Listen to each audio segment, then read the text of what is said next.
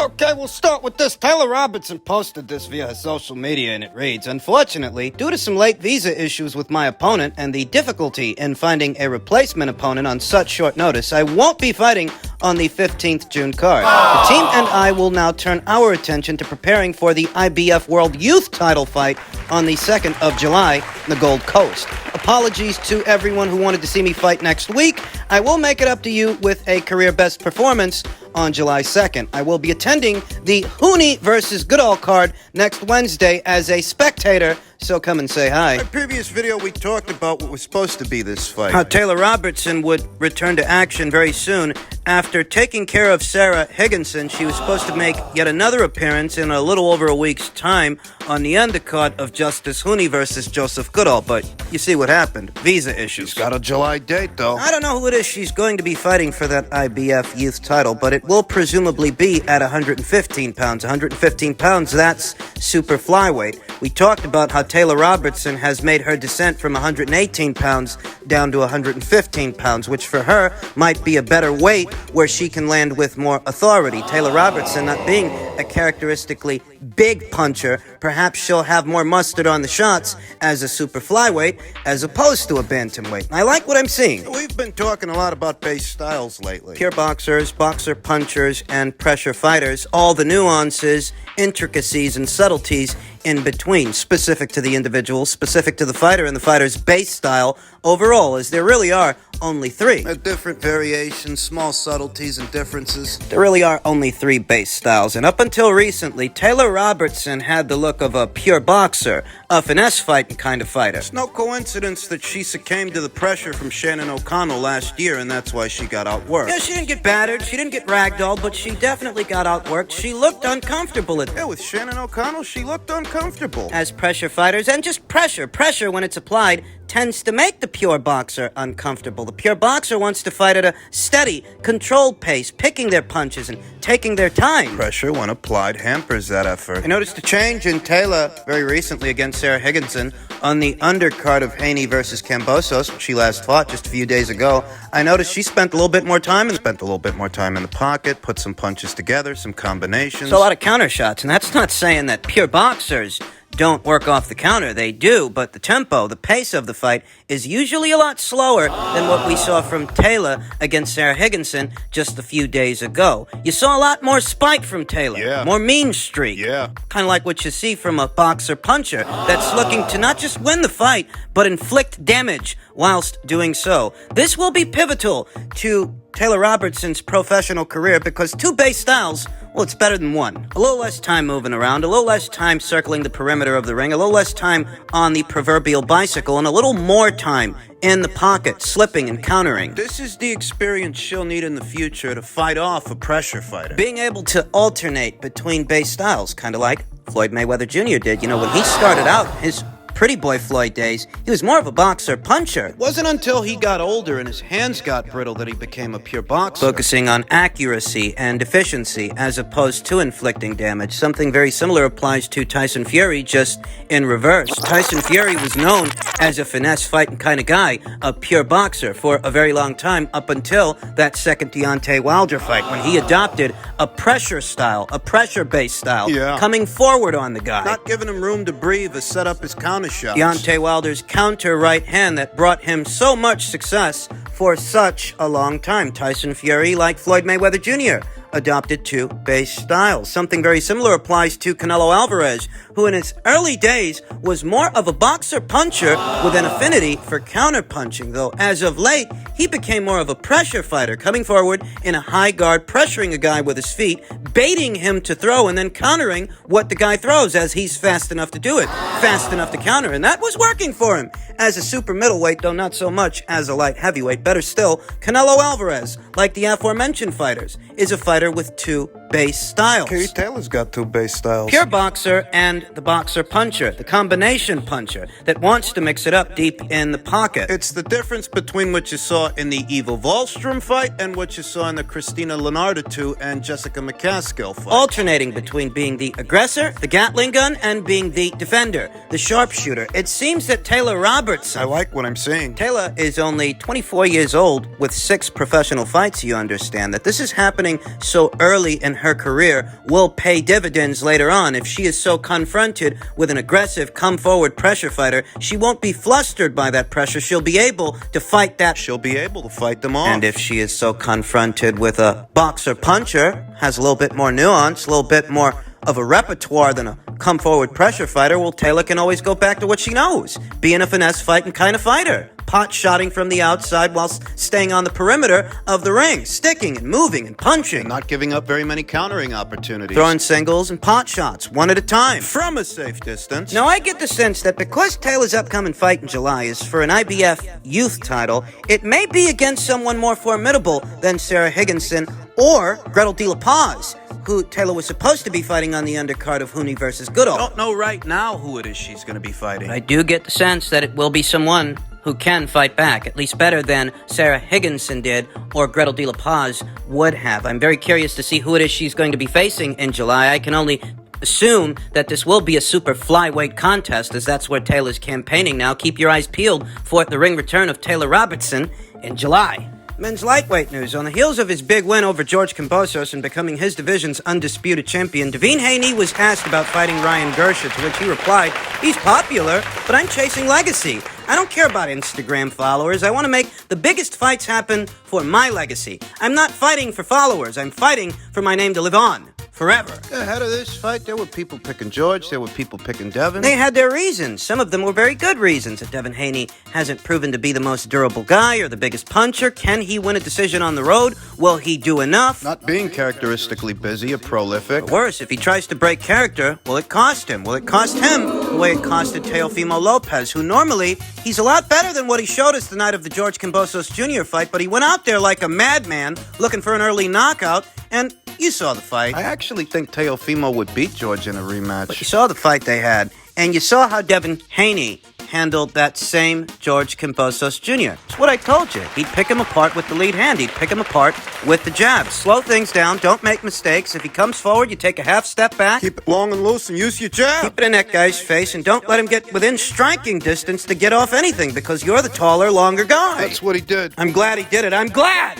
that Haney versus Kambosos averaged 1.3 million viewers. It was Haney's boxing that ultimately influenced my pick. The boxing community, ahead of this fight, seemed split on the issue, split on the matter. Some people were going with George, some people were going with Devin. And listen, I don't know how many of those people that went with George to win this thing, I don't know how many of those people here and now are willing to admit it. But ahead of this fight, Ultimately, it was the boxing that sold it for me. nuts and bolts boxing, the mechanics of the thing, that whatever success George had with Teofimo Lopez, it was as a result of mistakes that Teofimo was making. That Teofimo, he stepped out of character. He's a better boxer than that. But that night, he wanted to go home early, and it costed him. Such a hasty approach. I wasn't expecting to see that from Devin, because Devin is a characteristically cerebral fighter that picks his punches, takes his time, and uses his jab. So if he can beat the guy with just the jab, he will. He did. But it wasn't just the boxing. On some level, I had a rooting interest in Devin because I liked the example that he was setting. So much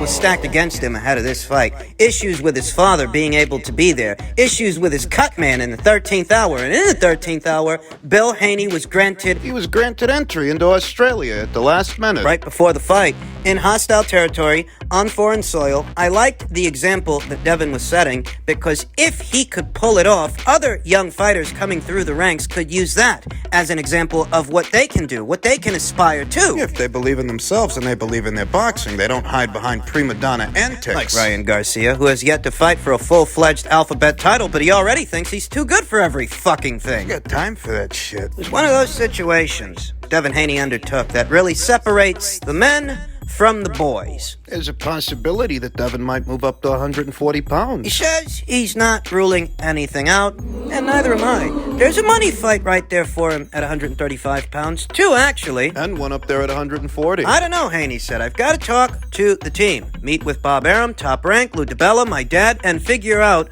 what's next. What makes the most sense for us and my career. So, I mean, we're not ruling out anything. I'm willing to fight whoever, wherever. Everything just has to make sense to me and the team. But, you know, we're not ruling out anything. We want to fight the best fighters in the world, and We'll see. We've just got to sit down and talk and go over things. Though moving up to 140 pounds is one consideration, Haney could remain at lightweight for a few more fights. The Oakland native said showdowns with three-division champion Vasyl Lomachenko and unbeaten knockout artist Gervonta Davis could keep him in his current weight class after he boxes Kambosos again. That's assuming he even boxes him again. People don't seem to want to see a rematch. Ultimately, it's George's right to exercise that rematch clause if he so chooses, but you'll notice that post-fight, Bob Arum didn't sound crazy about a rematch situation or rematch clauses, and if you ask around, most people are going to tell you there's very little that George Kambosos can do differently in a second fight. It likely goes the same way the first fight did. Normally, I do the sauna suit and the bath, stuff like that, Haney said, but this time around, I didn't have to do anything. I was eating well during the whole camp, the fight week, the day before the weigh-in. I wasn't starving or nothing like that, and it paid off. It showed in the fight, you know. I wasn't weight drained or anything like that. A lot of fights before, I wasn't doing proper things to cut weight, but this time around, I hired a professional to guide me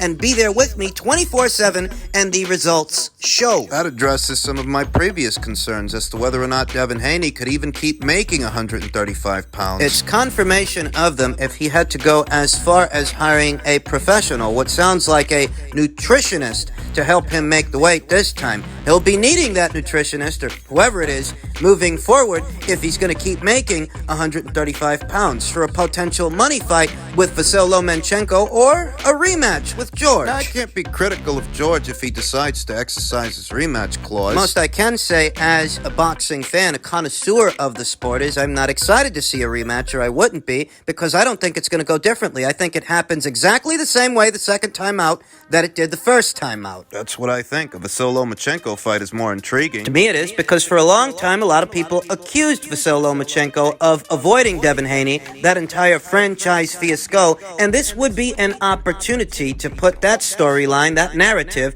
to bed. I've oftentimes said here on the channel that that entire situation had more to do with Bob and Eddie and less to do with Devin and Loma, but some people will have none of it, and the only real way to settle it is to get both boys in the ring. That's a very different fight than a George Kambosos fight. It is. We've been talking a lot about base styles here on the channel, and Vasyl Lomachenko appears to have two base styles. He's a boxer-puncher. He goes in there looking to hurt the guy, but he can squeeze a guy also. He has the tendencies of a pressure fighter. Yeah. His volume. The way he can overwhelm a guy, cutting different angles. Whilst letting his hands go, it will take more than a judicious jab to disarm Vasyl Lomachenko. I think it will, because Devin Haney, he doesn't have the power, the punching power of a Teofimo Lopez for Vasyl Lomachenko to be wary of the power, wary of the counter shots. Devin, he's a great boxer, but he's not a big puncher. Vasyl Lomachenko wouldn't be under much threat of being knocked out, that's for sure. You think about what costed George Kambosos Jr. this fight and what won it for Devin Haney. Devin did it effectively disarm him. He did. George Kambosos Jr. is the kind of guy that's waiting for an opportunity to get off a counter shot, whereas Vasyl Lomachenko, while he is a counter puncher, he has that ability. He's not just going to sit around and wait for it to happen. If there ain't opportunities there, he'll create them. That's why a Haney versus Lomachenko fight would have a very different aesthetic to what we just saw between Haney and Kambosos. It would have... You're not dealing with a guy who's waiting around for a window of opportunity. like George Kambosos was. No, Vasyl Lomachenko's not going to wait around for an opportunity. He's going to alternate. Alternate the speed of his jab. Whether or not he wants to just touch you on the arms, touch you on the gloves with it, tense up that arm and put some mustard on that hot dog. He's shown the ability to distract a guy with the lead hand whilst at the same time inflicting damage with it. Don't forget that George Kambosos Jr. is an orthodox fighter, as is Devin Haney, whereas Vasyl Lomachenko, he's a southpaw. So having lead foot advantage, that has its role to play in a Vasyl Lomachenko versus Devin Haney fight. Devin's got to make sure he keeps his lead foot on the outside of Loma's. Line him up for that straight right hand. We all know about Loma's fancy feet, his pivots and his shifts, the way he cuts angles whilst at the same time throwing punches from awkward angles, unorthodox angles that the conventional boxer doesn't throw punches from. It's easier said than done, and most people are going to bring up that Teofimo Lopez fight and how Teofimo was able to to disarm him, but Teofimo is a harder puncher than Devin Haney. I think Devin's an excellent boxer, don't get me wrong, but when you're in the ring with him, you're not under much threat of being stopped, of being knocked out, because he's not a knockout puncher. He's a pure boxer, a cerebral fighter, not a knockout guy. Yeah, Teofimo might have disarmed Vasyl Lomachenko because he had to be wary of the counters and wary of the power. Well, if I have to reconcile, why exactly did Vasyl Lomachenko start out that fight, first 5 or 6 rounds, without throwing any punches? It wasn't just that he was wary of Teofimo Lopez's counterpunching and his power shots. It was also the shoulder, a pre-existing injury that didn't all of a sudden pop up for that particular fight. Oh, that was a nagging injury. As far back as 2018, there were already reports out there about his torn labrum and how it had to get worked on. I guess it was flaring up again ahead of that Teofimo Lopez fight. In any event, these aforementioned factors are not mutually exclusive. It's not either or. It could very well be both.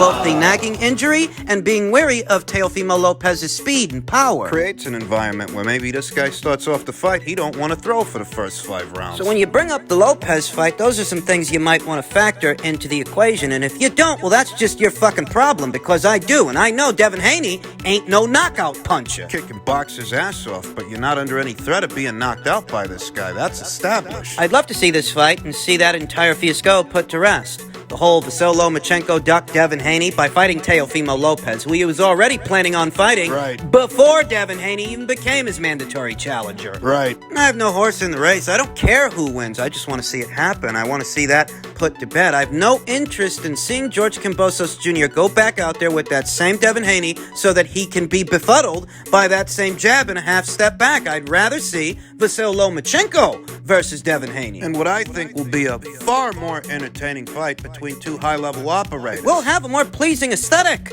than the George Kambosos Jr. fight, because Vasyl Lomachenko has some of the tendencies, some of the traits of a pressure fighter, which characteristically makes that pure boxer like Devin Haney, uncomfortable. It'll be a treat to watch these 2 guys adjust to each other to see who wins the fight. We know that Bob Arum wants to make it. He said as much. What we need to know now is, what is Vasyl Lomachenko up to? What does he want to do? Because if he wants to be an undisputed champion, he's got to go through this guy.